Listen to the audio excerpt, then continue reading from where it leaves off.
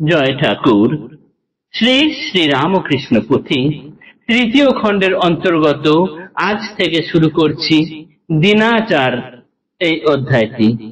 দিনাচার, দিন আচার অর্থাৎ ঠাকুর শ্রী রামকৃষ্ণ দেব তার নিজের অহংকার বোধ সর্বদা সকলের কাছে নিচু করে রাখার জন্য নিরন্তর যে অভ্যাস সাধন করতেন সেটিরই আচার অর্থাৎ দিন আচার এই অধ্যায়ে আমরা পাঠ করব। আজ থেকে এই অধ্যায়ে পাঠ শুরু হচ্ছে। আজ প্রথম দিন, পাঠ পর্ব 353, পৃষ্ঠা সংখ্যা 229। দিন আচার।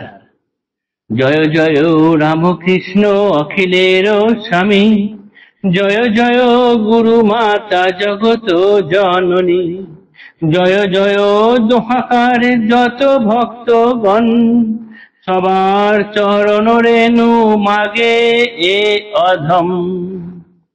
শ্রী প্রভু দেবের লীলা জলধীর তলে, যে যা চায় তাই পায় তলিয়া খুঁজিলে, নাহি হেন রত্নধন যাহা নাই তাই, কাজে কাজে দেখো মন কি কাজ কথায়। গঙ্গার অপর কূলে কোন্নগর গ্রাম, ভক্তিমন্ত সম্ভ্রান্ত লোকের বাসস্থান, বারবার আগমন হয় সেই গ্রামে, গেলে পরে অগণন লোকজন জমে। বলিয়াছি শ্রীবচন কিবা রসে ভরা, শুনিলে পরমানন্দে করে মাতোয়ারা। মহানন্দে মত্ত হয়ে পিয়ে বাক্য রস, দেহ বহির্গত মন শরীর অবশ। কৃপা বলে একবার পেলে আস্বাদন, মরিলেও দেহ অন্তে নহে বিস্মরণ। একদিন শ্রী প্রভুর আগমন গ্রামে, দীনবন্ধু ন্যায় রত্ন আসে কথা শুনে। ন্যায় শাস্ত্রে সুপণ্ডিত ব্রাহ্মণ সন্তান, অন্তরেতে পরিপূর্ণ বিদ্যা অভিমান। ব্রাহ্মণ বড়ই করে গরিমা বিদ্যার, যেখানে যেথা বাঞ্ছা কল্পতরু প্রভু অবতার। দিনহীন আচারে পূর্ণ ধুলারও সমান, যে যা চায় তাই হয় সেই বস্তু দান। অহংকারে মহাভারী ব্রাহ্মণ কুমার, দেখা মাত্র অগ্রে প্রভু কইলা নমস্কার।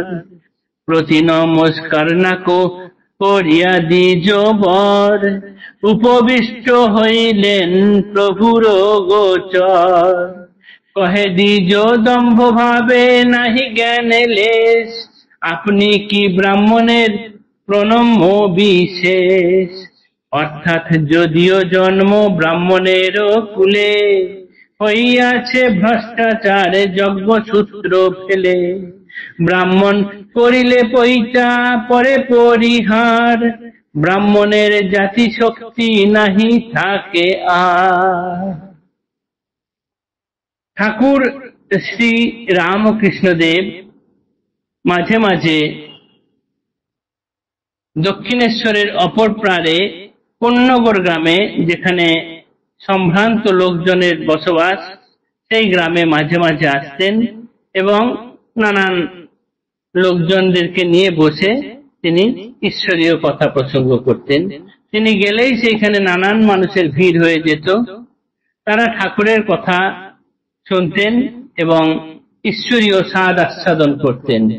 তার কাছে যারা আসতেন এবং ঠাকুরের কথা, ঈশ্বরের কথা শুনতেন, তারা যতদিন না মরছেন, মরলেও যেন এই ঠাকুরের সঙ্গে যে কথোপকথন, এই যে একটা সুন্দর স্মৃতি, এটি যেন তারা ভুলতেন না। ঠিক সেই রকমই একদিন গেছেন ঠাকুর কোন্নগর গ্রামে।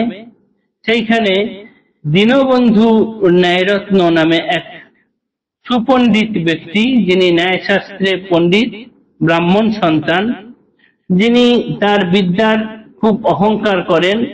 ঠাকুরের কাছে তার বিদ্যার বড়ই অহংকার। কেন? ঠাকুর তথাকথিত বিদ্যায় পারদর্শী নন, বা অত রকম তাদের মতো অত শাস্ত্র ডিগ্রি নেই, সেই জন্য তার বড়ই অহংকার ঠাকুরের কাছে এসে। কিন্তু ঠাকুর তো দিনহীন আচারে পূর্ণ ধুলার সমান, তিনি সর্বদাই সকলের কাছে নতমস্তকে থাকেন, নিজের গরিমাকে কখনো উঁচু করে দেখেন না। তাই যখনই ঠাকুর সেখানে গেছেন, সেই শুনে দীনবন্ধু ন্যায়রত্ন সেখানে আছেন, আসা মাত্রই ঠাকুর দেখা মাত্রই তাকে জোড়হাত করে প্রণাম করলেন। প্রণাম করলেও ওই ব্রাহ্মণ সন্তান দীনবন্ধু ন্যায়শাস্ত্র তিনি কিন্তু ঠাকুরকে প্রতি নমস্কার জানালেন না, ঠাকুরের পাশেই গিয়ে বসলেন এবং দম্ভ ভরে জিজ্ঞাসা করলেন অহংকারের সঙ্গে, তার তো কোনো জ্ঞান মাত্র নেই ঠাকুরের সম্বন্ধে, তিনি তার অহংকারে মদমত্ত হয়ে ঠাকুরকে জিজ্ঞাসা করছেন, আপনি কি ব্রাহ্মণের প্রণম্য বিশেষ? অর্থাৎ আপনি আমাকে প্রণাম করলেন সেটা ঠিক আছে, আমি তো ব্রাহ্মণ, ন্যায়শাস্ত্রে পণ্ডিত, আমার বিদ্যার প্রচুর অহংকার, আমি যে ব্রাহ্মণ, আমি যে আপনাকে প্রণাম করব, আপনি সেই অধিকারী তো? এই কথা ঠাকুরকে জিজ্ঞাসা করছেন।